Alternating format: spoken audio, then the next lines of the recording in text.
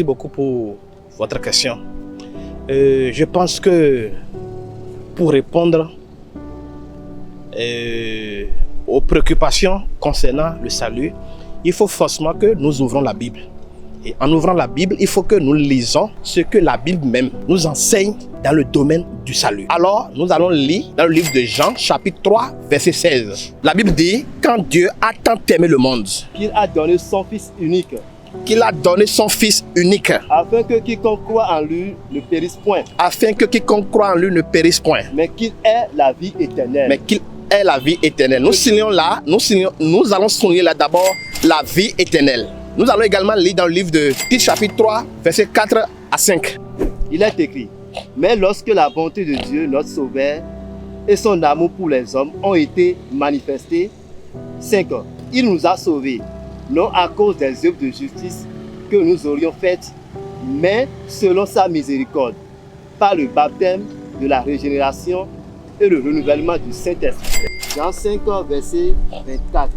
Il est écrit, en vérité, je vous le dis, celui qui écoute ma parole et qui croit à celui qui m'a envoyé a la vie éternelle. La Bible dit,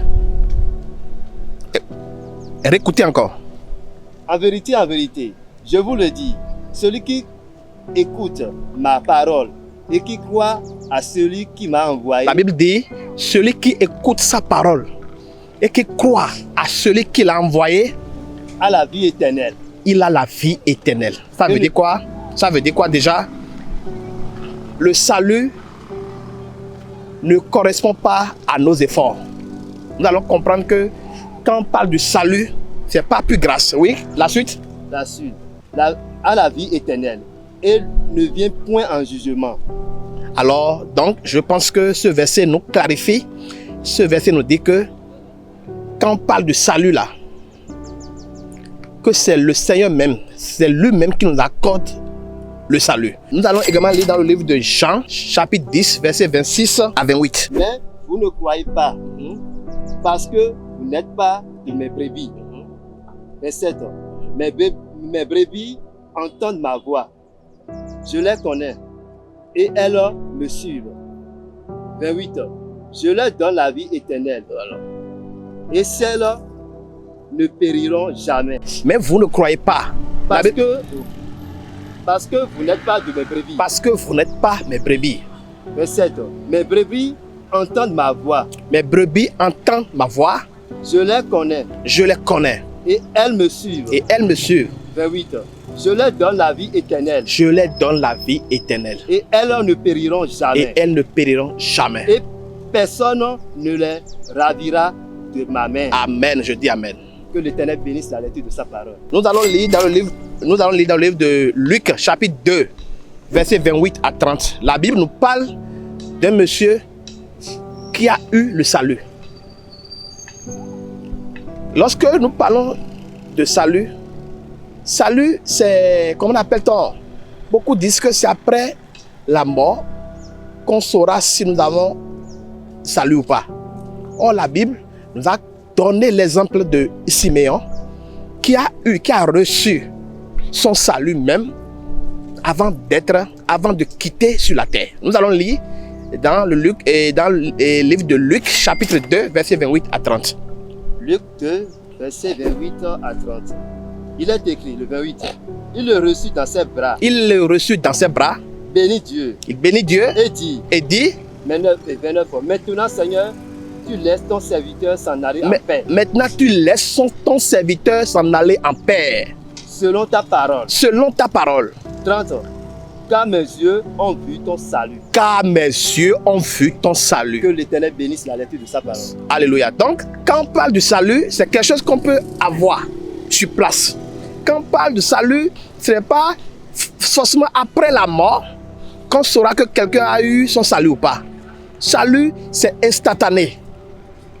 Lorsqu'on croit, lorsqu'on accepte le Seigneur Jésus-Christ et accepte d'être baptisé, nous avons le salut. Amen. C'est par l'Éternel qu'Israël obtient le salut. C'est pas l'Éternel Israël obtient le salut. Un salut éternel. Un salut éternel. Alléluia. Vous voyez là, ça veut dire que quand on parle du salut là, la Bible est en train de nous démontrer de quoi il s'agit en ce qui concerne le salut. Donc la Bible nous parle dans le livre de Ésaïe 45 verset 17. La Bible est en train de nous démontrer par là ce qu'on appelle le salut. Et il a fait preuve de ce salut dans ce verset-là.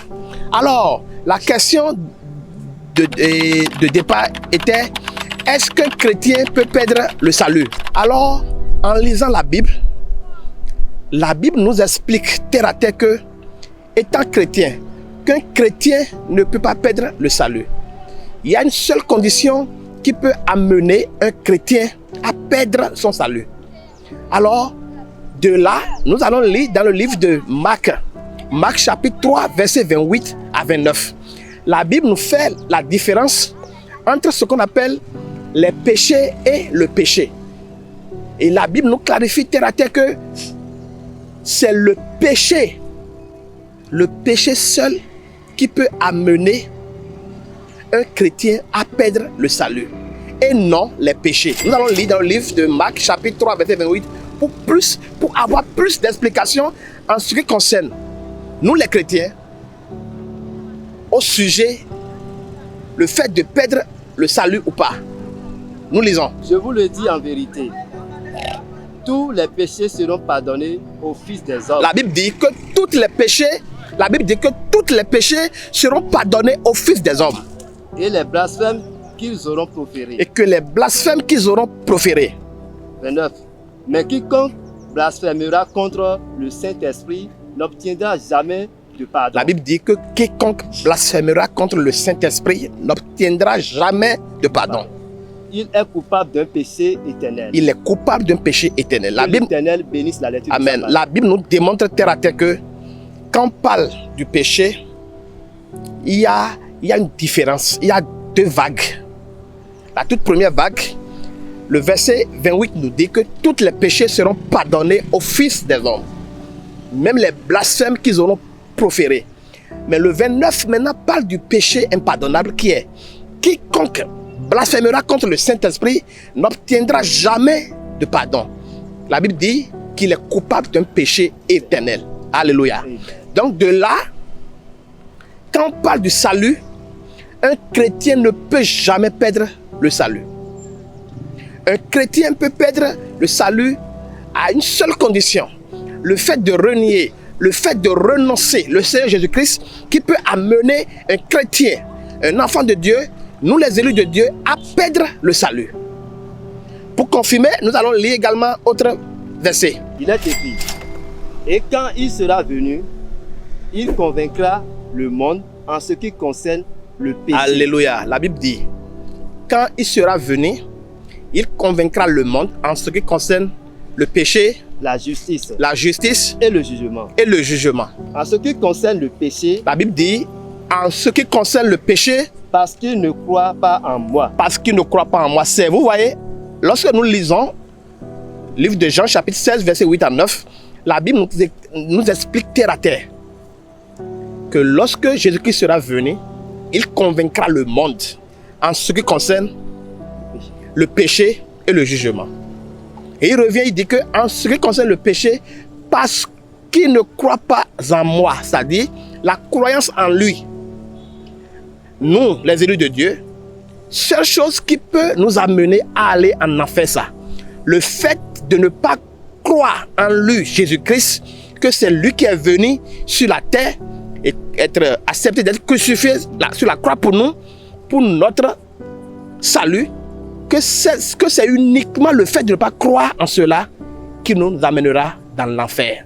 Alors, un chrétien ne perd pas le salut et un chrétien ne peut jamais perdre le salut. Merci beaucoup.